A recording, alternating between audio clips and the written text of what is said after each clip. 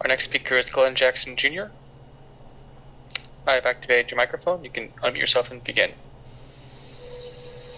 Hello, my name is Glenn Jackson Jr., and I'm a 13-year-old transportation advocate. Over the past few months, I have been learning to be more of an environmental justice advocate.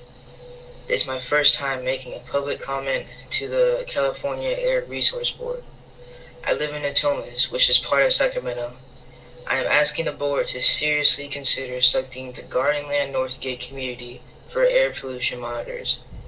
Did the board know that Gardenland was established by immigrant farm workers and railroad employees of whose families still live in the community? Did the board know that according to the 2000 census, 41% of Gardenland Northgate residents identify themselves as Latin or Hispanic, which is more than 21% in the city of Sacramento? Did the board know that Northgate Boulevard was extended to become a commercial corridor? One end of Northgate leads to the I-80 freeway, and the other end leads to I-5 and Highway 160? Did the board know that Northgate Boulevard alone has 8 drive-thru restaurants, 12 gas stations, and 19 smog and auto repair businesses, along with 2 schools and 7 churches? It's sad that a lot of disadvantaged communities at this meeting are struggling just to live. Every community, especially underserved neighborhoods with a majority of Black and Latinx residents, wants to breathe clean air. Isn't it a part of the cardboard's mission to protect the public's health by reducing air pollutants? I ask the cardboard to make a valuable contribution to the Gardenland Northgate community, whose health is truly invaluable. Thank you for listening. Thank you so much, Glenn.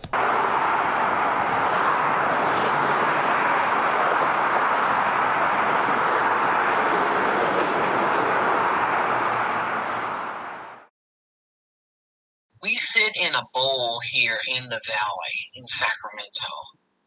It's like the altitude level coming down, and it's like when there's any forms of smoke, it comes and settles right over the bowl, and so thank goodness for the trees. So I think that definitely the air quality has changed from when I was younger. I think especially with the wildfires recently, that's been affecting a lot of the air quality, air pollution in general. So I think I've noticed since that big fire maybe back in 2018, I believe. When the air was very foggy, or not even foggy, very brown. It gave me a lot of headaches, throat ache or sore throats, a lot of like these pain symptoms that I would associate to like a cold or flu. It's just very musty air. I try not to go out during those times, of course, unless I have to, and it just feels like very dirty air, and it's very like it always like affects my vision. But as far as air quality goes, I think that there's been a change in the way people look at being outside. You know, there used to be a time we didn't really think about that kind of stuff. We weren't worried about, unless there was a fire or something like that, where it was just like all the way obvious that the air quality was changing. You know, now it's like unseen gases or some stuff. And I think I think it's one of those things that it's hard though you can see the freeways and it's clearly there, but it's also hard to know that the environment is bad though, right? I understand that it is like, because I'm working in this air quality space and like transportation space, and we just know from data that the fumes and all the stuff that's coming from the freeways are affecting our communities. But I think it is hard to see it if you're not like feeling it, if you have the asthma impacts or not, right? Like these are things that are like silent killers in a way of like they will come get you in the afterwards. Like you grow up in a community like this, then you're probably going to have some kind of breathing issues potentially. So I think it's just to say that, like, physically I can't say that I feel those types of things except when it's like fire season. Of course, you can literally see the air quality is terrible. But I think that luckily I haven't had that, like, issues in that sense. And again, I've been there for 4 years, so I don't know, like, what long-term implications could be of living in a place so close to a freeway. But I think that you see it just by looking at the numbers of, like, people that do suffer from asthma in these communities, right? Like, that's pretty obvious data. If a quick Google search could probably give it to you, so you know that this is happening. And so, yeah, it's a huge concern because, like, the overall community, the way that it has been built, even though at once there was a streetcar going through Oak Park, it's still pretty car dominant, right? And the bicycle infrastructure isn't really there. I mean, you look at Broadway and you look at Stockton, they're not there. And then you have people that are biking and stuff, but it's like also you have bike share that is in there, but then there's also some demographic issues with that, right? Like, who's using it. So I think, like, we're missing the ability to bring on our communities of color, and particularly in the Oak Park community, that they're not, like, maybe not using those resources, but it's also because it's expensive. And there's also safety issues that people are thinking about, that it's not safe to be on a bike as a black person or as a brown person. So, yeah, those are issues that are very prevalent. We used to go to Rayleigh's on Freeport Boulevard, but, that kind of gets support, bringing her along, and, I bring the grocery carts and her walker, and it gets kind of hard getting on public transit with her, and it, with the smoke. Last year we traveled one time and we had to just come straight home, and we had to close the windows and turn on the air conditioner, Right. But And what so you're your mom's caretaker. Are you concerned sometimes, like, with the air pollution and your mom's health and making sure that she can stay healthy? oh yeah, she was we recently went, she was just discharged from the ER too over a heart issue, and I had to find all the devices, online, and because I can't go in person, without a mask, or they might not be open during certain hours. I think my favorite part has been the environment of, like, just the people walking around, right? Like, it feels like very friendly, and, like, the gather area, like that little part over at the 40 Acres building, like, it's just like, I love that I can just walk to these places, have a beer, have some food, have the community events. I think have been my favorite, because I just didn't grow up around that kind of environment. So my mental health, I think besides the pandemic, of course, but when the air quality hit, like, I was always forced to stay inside. Or personally, I prefer to stay inside because it was just better for me in physical health wise. But, like, I think there's times of moments where I just felt really lonely just because I couldn't really do much. I really limited my time outside, and just felt kind of secluded at those times. And because if I didn't want to go out, I'd be risking my own health. So that's why I had to avoid as much as I could. Well, I just know that when you have air quality problems, when you have air problems of your own, physical, especially with asthma, it makes it harder to keep your air, to keep your airways clear. And a lot of times it affects you at night, and that's when you know that you're really taking in too much, of what is quote unquote regular. And some of my grandchildren are really, really air sensitive, But a personal experience that I have had when I was back in preschool in South Natomas, I had my first asthma attack. So my mom asked me if I wanted to advocate for Garden Northgate to get air monitors. I said that I would. There are many old people here, so sometimes when we go outside, you see now the fire white, the smoke everywhere. So it's very difficult for people because they are old. So they very difficult to breathe. It's like me. Sometimes I want to go out to take the fresh air to breathe, but it's not easy. in the fire day. So I think the air qualification is very good, very necessary for people for environment area. So it's not easy because some day is good, some day not good.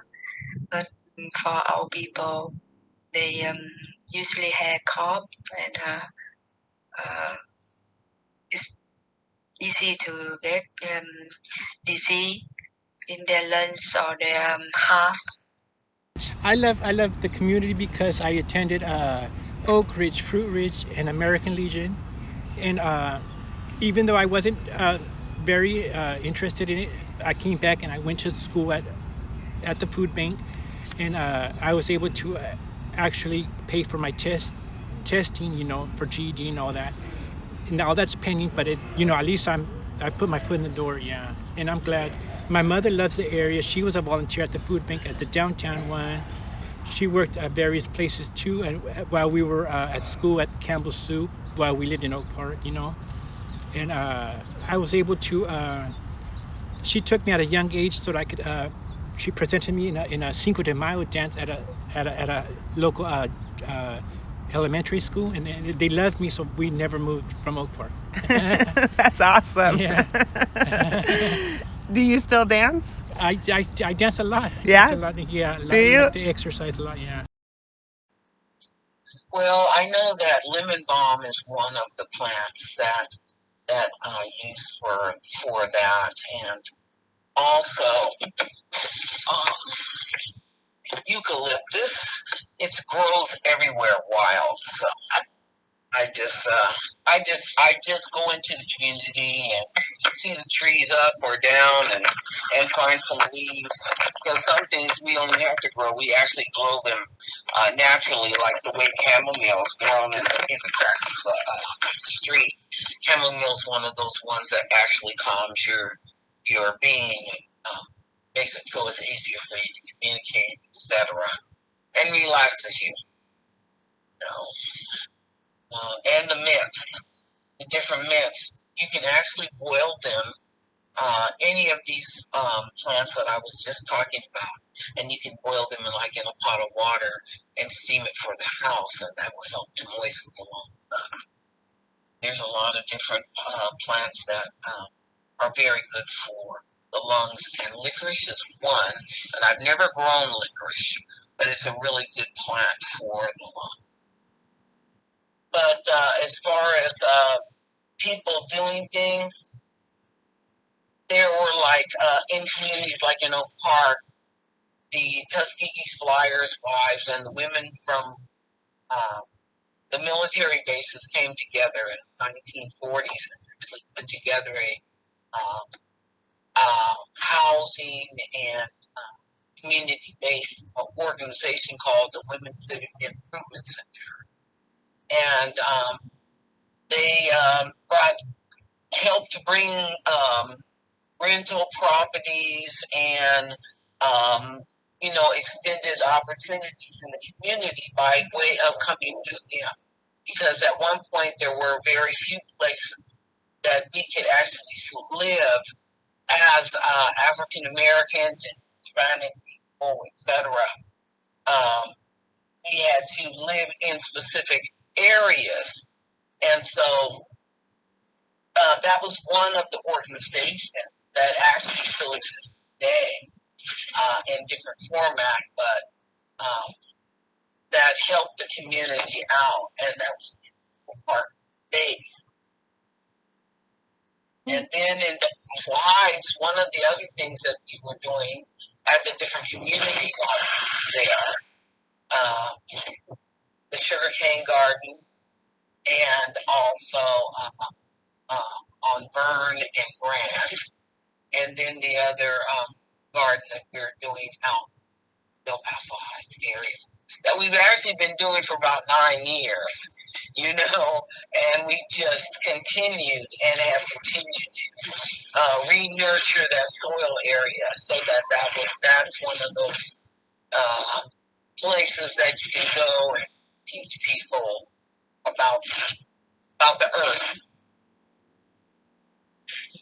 We've really been doing different things with Green Tech. I've worked with them for several years, off and on, and there's been a whole lot of really great things happening in the community.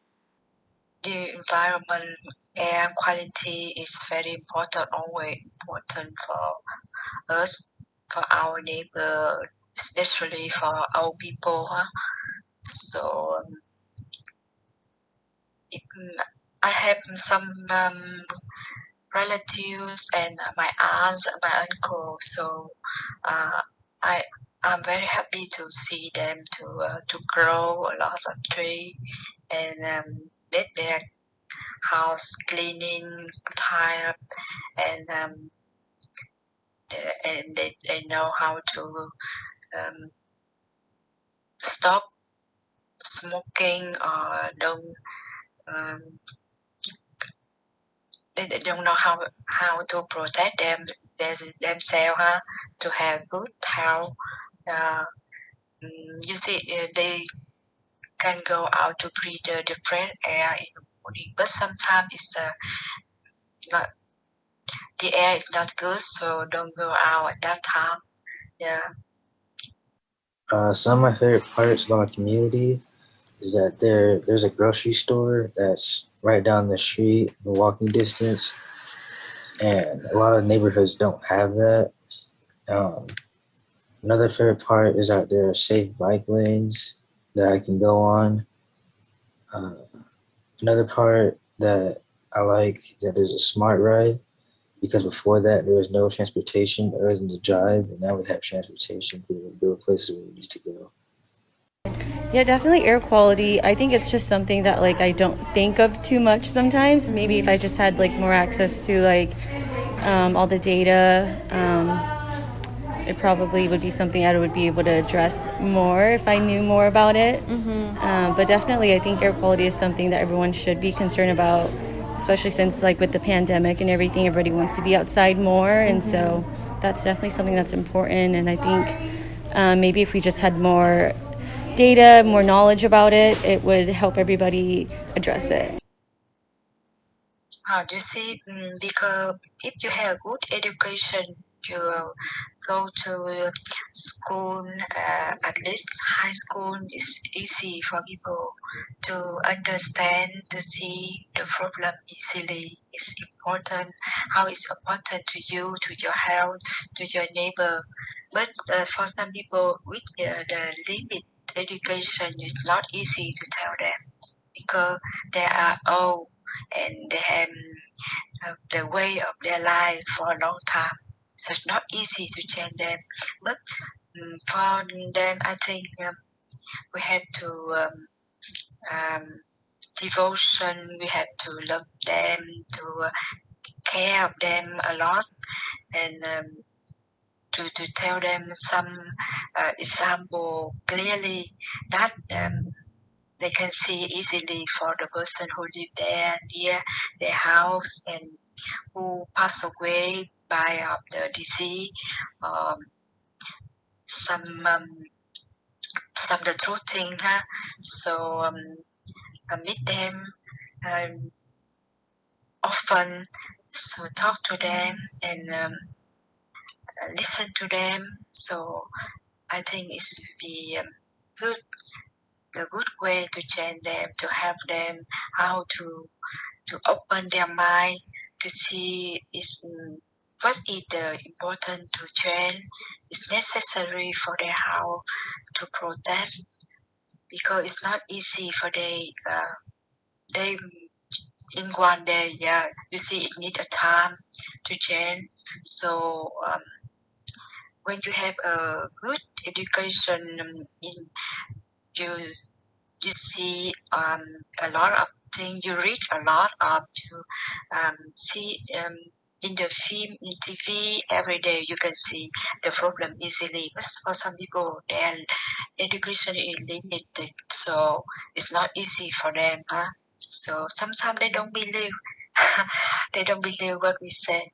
But when we tell them the truth, show them clearly what happened near them, and or some picture like, so they can see clearly day by day. They can open their mind easy, so they can sometimes they can understand and share what they think. So I think that is important thing. How to convince them, how to pursue them, and help them to see the problem clearly. Yeah, I think that. I'll probably still be advocating. I also advocate for transportation as well. As that's how we got the smart ride. Probably about the air pollution. I can't stop the industrial park from being built, but I would try to replace the 5 trees that they took down, because that'd be an issue, since the air pollution is already getting worse from the industrial park being built. We just keep moving because there's so much to do, so many things that have to be done to just stay alive and stay surviving. So I think that there's a lot of people that don't really think about the air quality unless there is a fire and they're watching the news and that kind of thing. I think that people overall, there's a lot of people that are just surviving right now. Things have really changed a lot. Getting people to just realize what's going on and seeing that this threads through a lot of different things, the inequities of it. And so I don't know if I'm answering the question specifically, but it's like, looking at these bigger issues is sort of the root, the main solution, I think, right? Because if we look at, we can do air quality monitors and it'll tell us that it's bad. We can try to promote electric vehicles and create EV charging stations, but it's I still think we need to go back to the housing part, right? Because who's living there and who are we trying to support in this community? I think the tangible ones are those more education oriented, right? Engaging the community and knowing what these little tactics can be very beneficial. The gas thing, right? Selling people on electric or versus gas stoves is such a thing. I feel that way too. I'm oh shoot, do I really have to give up my gas range? How am I supposed to toast my chiles properly without it? It just doesn't work the same. But you have to start shifting that mindset, right? And realizing how crazy it is that we are cooking with this open flame gas in our homes. When you think about it, that's kind of wild. So I think there's a part education. I think the relationship, just the places that are enforcing rules don't have good relationships with the community, right? That's what it really comes down to. A poster's not going to change my mind, right? Personally, or anyone. I maybe I will because I'm in this space, but my mom isn't, right?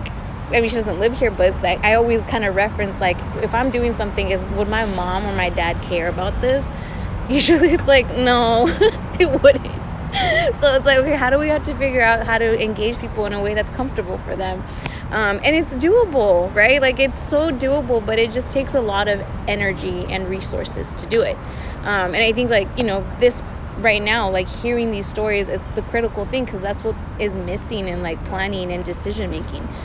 You have people that get elected, yes, by the people or whatever, but they're not living this experience. They're not living the life of an Oak Park resident, right? That has a lower income or is a person of color even. So how can you represent them wholeheartedly, right? So it's that's an issue. And so we have to have better relationships with the community so that you can understand what are those solutions. Because I think that's, again, another big thing is the solutions are driven from the top. And while we do, I think, and I say we, working in a city or government function, we do have expertise and knowledge. We did go to school and you got some different understandings of the world, whatever. But then it's you kind of forget sometimes the implications of it. And I think that's where we're at, where it's just a lot of the times planners and decision makers just think, well, I know best and I was elected to make decisions. Yeah, you were, and you might know more on some things, but you have to like do a pulse check, right? Like you have to check in with your community, and I think we're not really doing that. We do like planning, like the big plans that we do, right? Like we'll have those kinds of things, and you'll do engagement once every 4 years, and then be able to say like, oh, this project falls under XYZ policy, and like, okay, yeah, but like that's not really vetting, and that's not really getting to community level planning.